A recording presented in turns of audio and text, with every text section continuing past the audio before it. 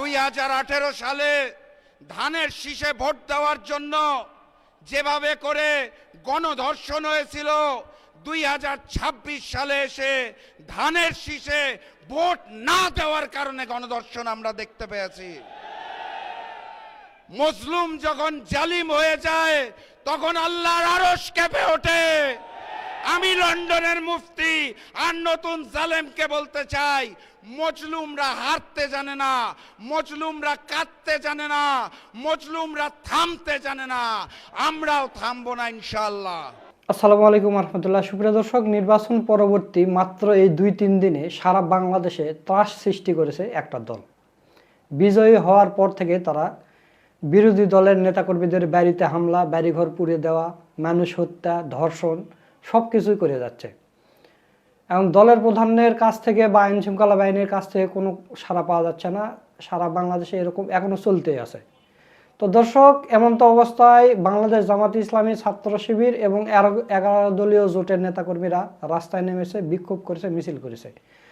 তো বাইতুল মোকাররমে 11 দলীয় জোটের নেতাকর্মীরা সেখানে বিক্ষোভ করেছে এবং বক্তব্য দিয়েছে। সেই বক্তব্যের ভিডিওটাই আপনাদের দেখাবো। এখানে অসাধারণ বক্তব্য দিয়েছেন নাসির উদ্দিন পাটোয়ারি, মামুনুল হক, রাশেদ প্রধান সহ জামাত ইসলামের নেতৃবৃন্দরা। তো দর্শক, আপনাদের প্রতি অনুরোধ রইল আপনারা পুরো ভিডিওটা দেখে যাবেন। তো বেশি দেরি করব না, চলুন আমরা ভিডিওটা দেখি। সংগ্রামী বন্ধুরা আমার, ডাক্তার ইউনূস যেদিন লন্ডনে ছুটে গিয়েছিলেন তারেক রহমানের কাছে, সেদিনই বাংলাদেশের নির্বাচনের ফলাফল চূড়ান্ত হয়েছে। তারেক রহমান বাংলাদেশে এসে বলেছিলেন, আই হ্যাভ এ প্ল্যান। তার প্ল্যান ছিল ইঞ্জিনিয়ারিং এর মাধ্যমে ক্ষমতায় যাওয়া। আমরা বলতে চাই, অনেক বেশি আসন পেয়েছেন, অনেক বড় জয় হয়েছে মনে করছেন, কিন্তু বড় মনের পরিচয় দিতে হবে। যদি বড় মনের পরিচয় দিতে না পারেন, আজকেই কিন্তু সূচনা হয়েছে।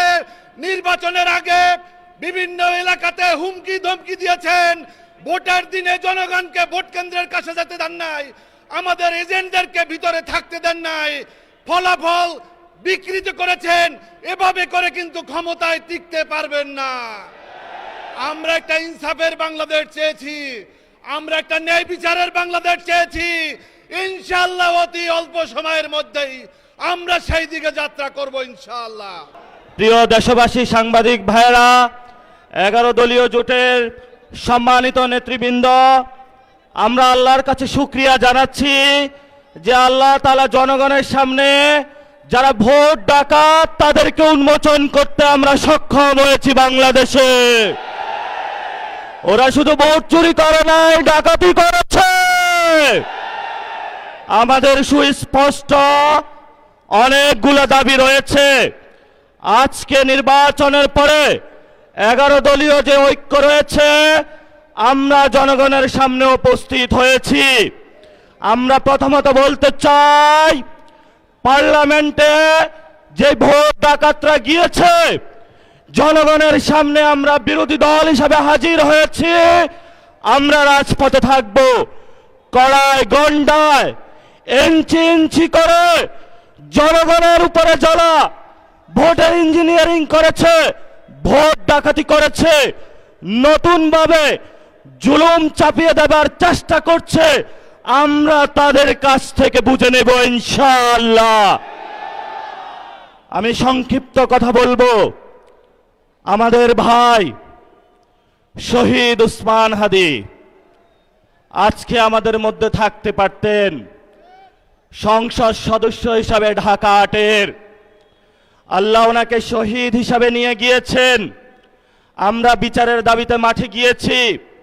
আজকেই যেহেতু বিরোধী দলীয় যাত্রা হচ্ছে এই বাইতুল মোকাররম থেকে, আমি সরকারের কাছে আহ্বান জানাবো, দেশের কাছে আহ্বান জানাবো, প্রশাসনের কাছে আহ্বান জানাবো, আপনারা দ্রুত গতিতে শহীদ উসমান হাদি ভাইয়ের হত্যাকাণ্ডের বিচার যাতে হয় সেই উদ্যোগ নিন। আমাদেরকে এতদিন বলা হয়েছে বিচার এবং নির্বাচন মুখোমুখি দাঁড় করাবেন না। আমরা মরিয়া প্রমাণ করিলাম যে আমরা নির্বাচন বিরোধী নই। এখন সময় এসেছে শহীদ উসমান হাদি ভাইয়ের হত্যাকাণ্ডের বিচার করতে হবে। তৎকালীন সময়ে সংস্কারের নিয়ে বলা হয়েছিল, সংস্কার এবং নির্বাচন বিরোধী করার চেষ্টা চালানো হয়েছিল, ট্যাগ দেওয়া হয়েছিল ওরা নির্বাচন চায় না। আমরা তোমাদের চোখে আঙ্গুল দিয়ে দেখিয়েছি আমরাই বাংলাদেশে গণতন্ত্র চাই, তোমরা চাও ভোট ডাকাতি করতে। এখন সময় এসেছে, কোনো ৯/৬ চলবে না। সংস্কারে জনগণে যে হ্যাঁ ভোটে ম্যান্ডেট দিয়েছে দ্রুত বাস্তবায়ন করতে হবে। সাথে সাথে বাংলাদেশে সন্ত্রাস, চাঁদাবাজি, দখলদারিত্ব বন্ধ করার উদ্যোগ নিতে হবে। এবং নির্বাচনের আগে আমরা এই বাইতুল মোকাররমে দাঁড়িয়ে একটি প্রটেস্ট করেছিলাম। ভোট ডাকাতির জন্য আমাদের জামাত ইসলামের এক ভাইকে খুন করা হয়েছিল। আমরা বলেছিলাম আমরা আবার আসব, দ্বিগুণ হয়ে আসব। এসেছে দ্বিগুণ হয়ে। আমাদের ভাইয়ের হত্যার বিচার বুঝে নিতে হবে। রাজপথ সংগ্রাম জারি রাখতে হবে।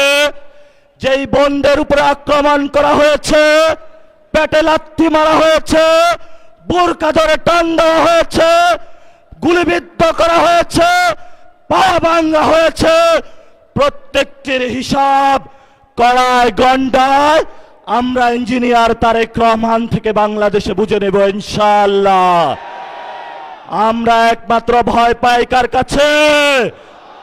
আল্লাহ ছাড়া আমরা কারো কাছে ভয় পাই না। হে মালিক, তুমি আমাদের রক্ষাকারী, তুমি আমাদের রিজিক দাতা।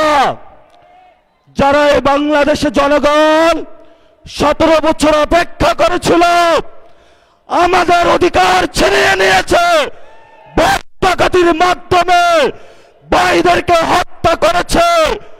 আরশের মালিক তোমার মালিকের বিচারে আমরা বিচার রেখে গেলাম। তুমি তাদের দৃষ্টান্তমূলক শাস্তি বাংলার মাটিতে জনগণের সামনে করবে।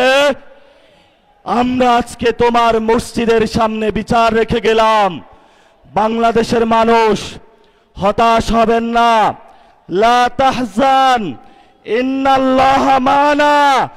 আল্লাহ আমাদের সাথে আছেন, শক্তিমান, ভয় নাই, জয় করব আমরা ইনশাআল্লাহ। আর দ্বিগুণ হয়ে পার্লামেন্টে যাব। আমরা আশা করেছিলাম বহু রক্ত, জীবন, অনেক অশ্রু আর ঘামের বিনিময়ে অর্জিত জুলাই বিপ্লব পরবর্তী বাংলাদেশের মানুষ তাদের ব্যালটের অধিকার ফিরে পাবে। কিন্তু দুর্ভাগ্যজনকভাবে 12ই ফেব্রুয়ারি মানুষের ব্যালটের অধিকারের সাথে নির্মম তামাশা করা হয়েছে। সারাদিন শান্তিপূর্ণ নির্বাচনের প্রকাশ্য নাটক সাজিয়ে সন্ধ্যার পর থেকে সূক্ষ্ম ইঞ্জিনিয়ারিংয়ের মাধ্যমে টার্গেটকৃত ব্যক্তিদেরকে জাতীয় সংসদে যাওয়ার পথে প্রতিবন্ধকতা সৃষ্টি করা হয়েছে। ডিপ স্টেটের এজেন্ডা বাস্তবায়ন করতে বাংলাদেশের জনগণের অর্থে লালিত প্রশাসন ব্যবহৃত হয়েছে। সিসি, আপনাকে বলতে চাই, আপনার পূর্ববর্তী সিসির পরিণাম থেকে আপনি শিক্ষা গ্রহণ করুন। আমরা যে আপত্তি জানিয়েছি, সঠিক তদন্তের মাধ্যমে জনগণের ব্যালটের অধিকার যদি ফিরিয়ে না দেন, বাংলার মানুষ জোর করে তাদের অধিকার কেড়ে নেবে ইনশাআল্লাহ। আপনাদের এই প্রহসনের প্রতিবাদ করার পর গোটা বাংলাদেশ জুড়ে আমাদের 11 দলীয় নির্বাচনী ঐক্যের নেতা কর্মী সমর্থকদের উপর যেই পৈশাচিকতা চালানো হচ্ছে, আমাদের বোনদেরকে ধর্ষণ করা হয়েছে, আমাদের মা বোনদের শ্লীলতাহানি শুধু নয়, তাদেরকে শারীরিকভাবে লাঞ্ছিত করা হয়েছে, আমাদের বাড়ি ঘরে অগ্নিসংযোগ করে বাংলাদেশে আবার নতুন করে ফ্যাসিবাদ ফিরিয়ে আনবার পায়তারা চালানো হচ্ছে। মনে রাখবেন, রক্ত দিয়ে যে জুলাই বিপ্লব হয়েছে, সেই বাংলাদেশে আর কোনোদিন ফ্যাসিবাদ ফিরে আসতে পারবে না ইনশাআল্লাহ। পুরনো ফ্যাসিবাদীদের সাথে সখ্যতা করে বাংলাদেশের রাজনীতিতে যদি তাদেরকে আপনারা প্রবেশ করবার সুযোগ তৈরি করে দিতে চান, যেই পথ ফ্যাসিবাদকে ফিরে আসার জন্য তৈরি করবেন, সেই পথ দিয়ে আপনাদেরকে দিল্লিতে বিতাড়িত করা হবে। তৃতীয় কথা আমাদের পরিষ্কার, শরীফ ওসমান হাদী সহ প্রতিটি হত্যাকাণ্ডের বিচার করতে হবে। জুলাই বিপ্লবের আকাঙ্ক্ষা বাস্তবায়ন করতে হবে। জুলাই স্পিরিট থেকে যদি এক চুল পরিমাণ বাংলাদেশকে বিচ্যুত করার ষড়যন্ত্র করা হয়, জুলাই যোদ্ধারা আবার মাঠে নামবো, আবার মাঠে নামবো, আবার মাঠে নামবো ইনশাআল্লাহ। সকলকে ঐক্য এবং সংহত মজবুত করার, আগামী দিনে দেশের মানুষের ভাত এবং ভোটের ন্যায্য অধিকার বাস্তবায়নের লক্ষ্যে চলমান এই সংগ্রামকে মজবুত এবং সংহত রাখার উদাত্ত আহ্বান জানাই। 2014 সালে হয়েছিল বিনা ভোট, 2018 সালে হয়েছিল রাতের ভোট, 2024 সালে আমরা দেখেছিলাম ডামি ভোট। ফ্যাসিস্ট শেখ হাসিনার পতনের পর ভেবেছিলাম 2026 সালে হবে আসল ভোট, কিন্তু 2026 সালে হয়েছে ম্যানেজ ভোট। লন্ডন থেকে ওই মুফতি সাহেব এসে জনগণের সমর্থন আদায় করতে না পেরে প্রশাসনকে ম্যানেজ করে, ডিপ স্টেটকে ম্যানেজ করে, কমিশনকে ম্যানেজ করে, সরকারকে ম্যানেজ করে ম্যানেজ ভোট আয়োজন করেছে। এখানেই শেষ নয়, তারা ভোটের পরে ঝাঁপিয়ে পড়েছে নির্মমভাবে জনগণের উপরে। 2018 সালে ধানের শীষে ভোট দেওয়ার জন্য যেভাবে করে গণধর্ষণ হয়েছিল, 2026 সালে এসে ধানের শীষে ভোট না দেওয়ার কারণে গণধর্ষণ আমরা দেখতে পেয়েছি। মুসলিম যখন জালিম হয়ে যায়, তখন আল্লাহর আরশ কেঁপে ওঠে।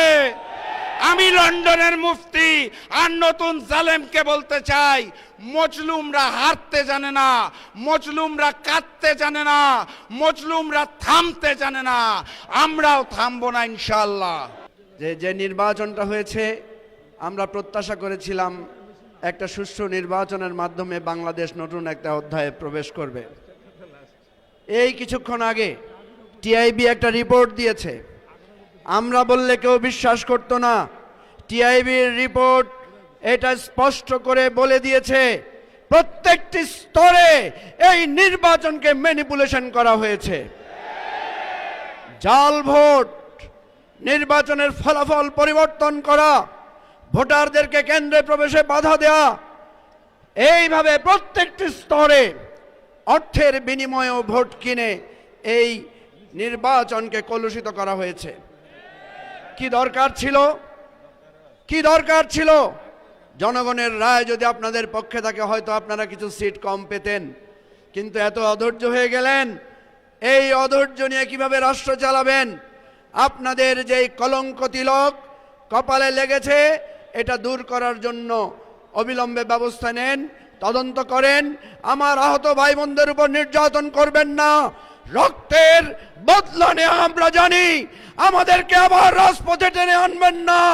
লড়াই করতে হলে আমরা আবার লড়াই করে গণতন্ত্র ফিরিয়ে আনবো ইনশাআল্লাহ। আমাদের একটা ভুল হয়েছে, আমাদের বড় ভুল হয়েছে। এই অন্তর্বর্তী সরকারের উপরে আমরা আস্থা রেখেছি একটা সুন্দর নির্বাচনের জন্য। আমাদের ভুল হয়েছে, এই নির্বাচন কমিশনের উপরে আমরা আস্থা রেখেছি। আমরা যেটা দেখেছি, তারা ফ্যাসিস্ট সরকারের এই দুর্নীতিবাজ প্রশাসনকে তারা নিষ্ক্রিয় করতে পারেনি। যেই প্রশাসন টাকার বিনিময়ে, যেই প্রশাসন হত্যা, গুম, সমস্ত ধরনের অপকর্মে তারা ফ্যাসিস্ট আওয়ামী সরকারকে সাহায্য করেছিল। আজ আমাদের সাবধান হওয়া উচিত ছিল, যখন বিদেশ থেকে একজন আসেন এবং রাষ্ট্রীয় যেই অভ্যর্থনা দেওয়া হয় সেটা সমস্ত সীমার মাত্রা ছাড়িয়ে যায়। আমাদের সাবধান হওয়া উচিত ছিল যখন হাদিকে হত্যা করে হত্যাকারী বর্ডার দিয়ে পালিয়ে যায়, আমাদের সাবধান হওয়া উচিত ছিল। কিন্তু আমরা 11 দল, আমরা শুধু উদারতা দেখিয়েছি, আমরা আস্থা রেখেছি, আমরা একটা সুন্দর রাজনৈতিক পরিবেশ আমরা সৃষ্টি করতে চেয়েছি। কিন্তু আমরা কি পেলাম? বিনিময়ে আমরা দেখলাম প্রশাসনের প্রতিটা স্তরে কালো টাকার ছড়াছড়ি, ব্যাংক লুটেরা এবং ব্যবসায়ীরা তারা এসে নির্বাচনে অংশগ্রহণ করলো, সর্বত্র কালো টাকা ছড়ানো হলো। এবং আজকে যে নির্বাচন আপনারা দেখছেন তার ফলাফল আপনাদের সামনে। তবে আপনাদের মনে রাখতে হবে, বাংলাদেশের অর্ধেক শতাংশ, 50% প্রায় জনগণ, তারা কিন্তু ইনসাফের বাংলাদেশ গড়ার পক্ষে রায় দিয়েছে। আর 50% যারা রয়েছে তারা হয় দলকানা হবে, না হলে তারা দুর্নীতির সুবিধাপ্রাপ্ত ব্যক্তিরা হবে। তাদের শিকড় অত্যন্ত নড়বড়ে, তাদের চেয়ার অত্যন্ত নড়বড়ে। আমাদের পক্ষে যাদের ভোট রয়েছে আমাদেরকে সতর্ক থাকতে হবে, এবং এই নড়বড়ে চেয়ার তারা যদি ভবিষ্যতে এই দেশের উপরে একইভাবে এই জুলুমটা শুরু করে, ফ্যাসিস্ট সরকারকে পুনর্বাসন করার চেষ্টা করে, যেটা আমরা দেখছি আমাদের মা বোনদের উপরে হুমকি হচ্ছে, আমাদের নেতৃবৃন্দের হুমকি হচ্ছে। আমি সাবধান করে দিতে চাই, এভাবে যদি হয় আরেকটি অভ্যুত্থান হবে। আজকে এই ত্রয়োদশ জাতীয় সংসদ নির্বাচন পরবর্তী সহিংসতা, সন্ত্রাস, নির্বাচনে অনিয়মের প্রতিকারের দাবিতে বিক্ষোভ মিছিল পূর্ব এই সমাবেশের সংগ্রামী জাতীয় নেতৃবৃন্দ, আমার প্রিয় দেশবাসী ভাই সব এবং সাংবাদিক বন্ধুগণ, সরকারের বিভিন্ন সংস্থার দায়িত্ব পালনরত আমার প্রিয় বন্ধুরা, আজকের এই প্রতিবাদ বিক্ষোভ থেকে আপনারা নিশ্চয়ই বার্তা পেয়েছেন। বাংলাদেশের মানুষ এক সাগর রক্তের বিনিময়ে জুলাই বিপ্লবের মধ্য দিয়ে যে নতুন বাংলাদেশের স্বপ্ন দেখেছিল, নির্বাচনে অনিয়ম, ম্যানিপুলেশন, নির্বাচন পরবর্তী সহিংসতা এবং নতুন করে রক্ত দিয়ে গড়া জুলাই সনদকে অস্বীকার করে নানান টকশো বুদ্ধিজীবীদের দিয়ে ন্যারেটিভ তৈরি করে সেটা অস্বীকার করার যে পায়তারা করা হচ্ছে, তার বিরুদ্ধে নতুন করে বাংলার মানুষ আবার ফুঁসে উঠেছে। আমরা পরিষ্কার বার্তা দিতে চাই, নির্বাচনে যে অনিয়ম হয়েছে, ফলাফল তৈরিতে, ফলাফল ঘোষণায়, প্রিজাইডিং পোলিংরা যখন ব্যালট গণনা করেছেন, সম্প্রচার হচ্ছে একের পর এক ফলাফল, হঠাৎ সম্প্রচার বন্ধ করে কি রহস্যের জাল করে বিরোধী দলীয় অর্থাৎ 11 দলীয় ঐক্যের একের পর এক বিজয়ের বার্তাকে থামিয়ে দেওয়া হয়েছে। সেই রহস্য জাতির কাছে প্রকাশ করতে হবে। যে সমস্ত আসনে অনিয়মের অভিযোগ নির্বাচন কমিশনে দাখিল করা হয়েছে, নির্বাচন কমিশনকে আমরা বলতে চাই, কোনো তালবাহানা না করে অবিলম্বে সেগুলোর সুবিচার এবং নিষ্পত্তি করতে হবে। নির্বাচন পরবর্তী সহিংসতায় দেশের মানুষ বিস্মিত। আপনারা এইভাবে ম্যানিপুলেশন করে বিজয়ী হয়েও আপনারা জাতির পরে হামলে পড়েছেন, খুন, সন্ত্রাস, বাড়িঘরে অগ্নিসংযোগ, নির্দয়ভাবে পিটাচ্ছেন, মা বোনদের ধর্ষণ করছেন। সেই দৃশ্য আমাদেরকে আবার ফ্যাসিবাদের চিত্র মনে করিয়ে দিচ্ছে। এ ব্যাপারে আপনাদেরকে সংযত হতে হবে। আপনাদেরকে আবার বলতে চাই, জুলাই সনদের সকল ফ্যাসিবাদ বিরোধী রাজনৈতিক দলগুলো যে আমরা স্বাক্ষর করেছিলাম, সেই সনদের সমস্ত বিষয় যা গণভোটে আনা হয়েছে, বিপুল ভোটে হা জয়যুক্ত হয়েছে। দুঃখের বিষয়, বাংলাদেশের অনেক ভোট কেন্দ্রে আমরা লক্ষ্য করেছি ধানের শীষের ভোট আর গণভোটে না ভোট সমান সংখ্যক এসেছে। 500 ধানের শীষ 500 না, 1200 ধানের শীষ 1200 না, তাতে বোঝা যায় সিন্ডিকেট করে বিএনপির আভ্যন্তরীণ ভাবে গণভোটে না ভোটের পক্ষে তারা ক্যাম্পেইন করেছে। তা না হলে ধানের শীষের ভোট আর নায়ের ভোটের সংখ্যা এক হয় কি করে?